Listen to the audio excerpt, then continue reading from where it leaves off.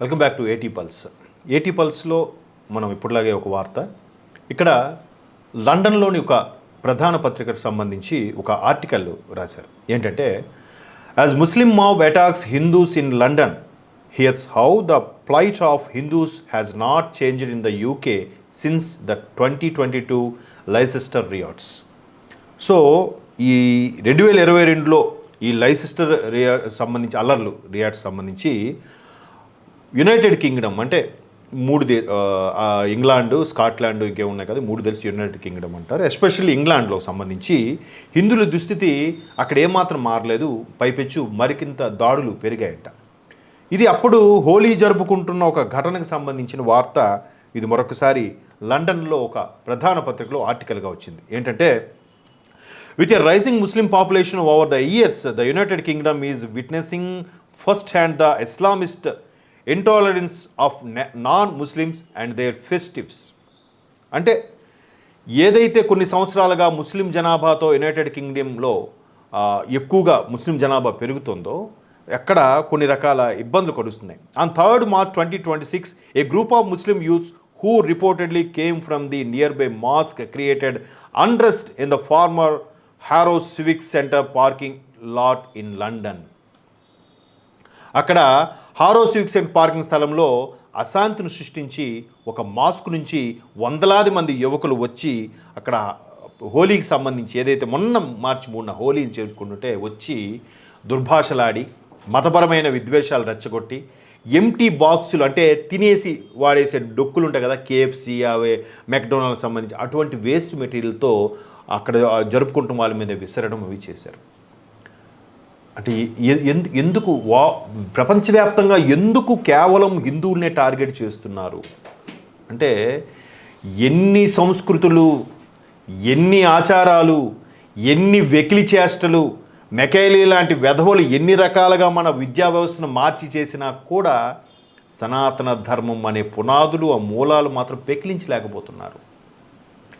ప్రతి 20 ఏళ్ళకో 30 ఏళ్ళకో ఒక స్వామి వివేకానంద లాంటి వాళ్ళు, ఒక నరేంద్ర మోదీ లాంటి వాళ్ళు పుడుతూనే ఉన్నారు, వస్తూనే ఉన్నారు. దాన్ని మరి కాస్త పైకి తీసుకెళ్తున్నారు తప్ప దాన్ని తొక్కలేకపోతున్నారనే కసి, కేవలం జనాభా పెంచుకొని ఆ జనాభా ద్వారా మన నాయకుడిని అక్కడ ఎంచుకొని పెట్టుకుంటే వీళ్ళందరినీ ఓచకోత కోయొచ్చు అనే ఒక చిన్న కాన్సెప్ట్, చిన్నది కాదు, చాలా పెద్ద ప్రమాదకరమైన కాన్సెప్ట్. ఎందుకంటే ఇంతకుముందు ఓల్డ్ సిటీకి చెందిన ఒక వ్యక్తి కూడా ఒక్కసారి పోలీసులు పక్కకు తప్పుకోండి వీళ్ళందరినీ ఓచకోత కోస్తామనే దాని మీద ఆయన అరెస్ట్ చేశారు. ఆ అరెస్టుని, అంత దారుణంగా మాట్లాడిన అరెస్టుని కిరణ్ కుమార్ రెడ్డి గారికి, అప్పటి ముఖ్యమంత్రి కిరణ్ కుమార్ రెడ్డి గారి మీదకి ఆపాదించేసి కాంగ్రెస్ మీద బురద జల్లే ప్రయత్నం చేసేసారే తప్ప దాని అంటున్నది ఎవరు, ఏ మతం గురించి, ఎటువంటి మత విద్వేషాలు రెచ్చగొట్టే ప్రయత్నంగా చేశారు అది ఎవరు ఆలోచించట్లేదు. డైవర్షన్ చేసేసి రకరకాలుగా పాలిటిక్స్ చేసేశారు. అది ఎంత మాట, అది ఓచకోత కోస్తామంటే పోలీసులు ఒక్కసారి పక్కకి వెళ్తే. సో అలాగే ఇక్కడ కూడా వాళ్ళ ప్రయత్నం జరుగుతోంది. ఒకసారి ఈ సంఘటన సంబంధించి సోషల్ మీడియాలో కూడా వైరల్ అయింది.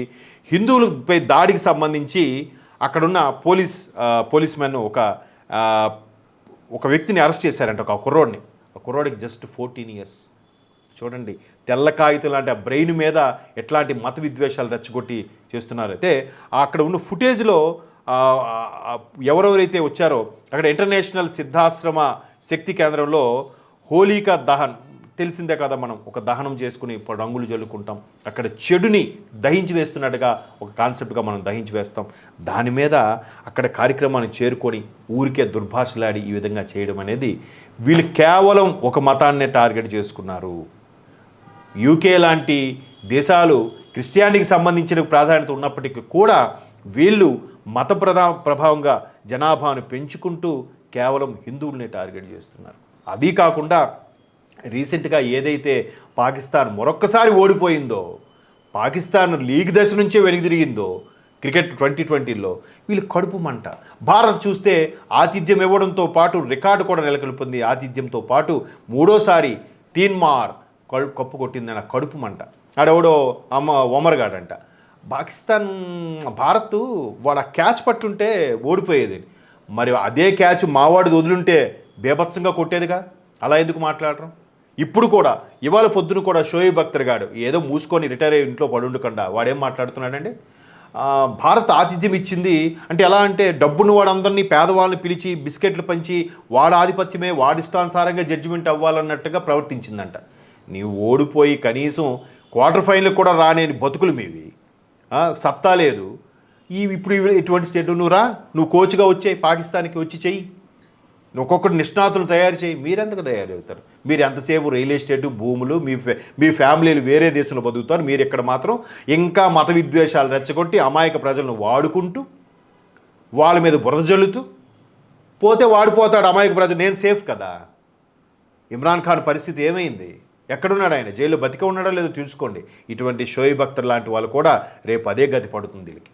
వీళ్ళు ఓడిపోవడం చేతకాక, స్పోర్టివ్నెస్ లేక ఇట్లాంటి బురదజల్లే ప్రయత్నం, చిన్న కుర్రాల మీద విద్వేషం రెచ్చగొడుతున్నారంటే ఇంకా వీళ్ళు బతుకులు ఎప్పుడు మారుతాయి.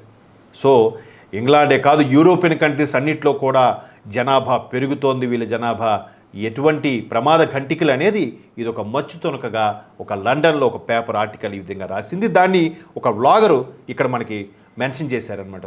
సో దాన్ని ఒక్కసారిగా చదవండి. సోషల్ మీడియాలో వైరల్ అవుతున్న ఇలాంటి విషయాలు తెలుగు రాష్ట్రాల్లో వైరల్ అవ్వట్లేదు, బట్ నార్త్ సైడ్ మాత్రం బాగా వైరల్ అవుతున్నాయి. కొన్ని మాబ్లు సడన్గా అటాక్ చేస్తున్నాయి. మొన్న ఢిల్లీ యూనివర్సిటీలో కూడా సడన్గా మాబ్ అటాక్ చేస్తున్నాయి. ఎందుకు? దాని పేరు మావోయిస్ట్ భావజాలం అని చెప్తున్నారు. కాదు, దాని వెనక ఇటువంటి గుంపు కూడా ఉందని ఒక వార్త ఉంది. చూద్దాం ఇవన్నీ ఎప్పుడు వెలుగులోకి వస్తాయో. బట్ మనం కూడా మేలుకోవాలనేది మా ఛానల్ ద్వారా ఒక ప్రధాన ఉద్దేశం.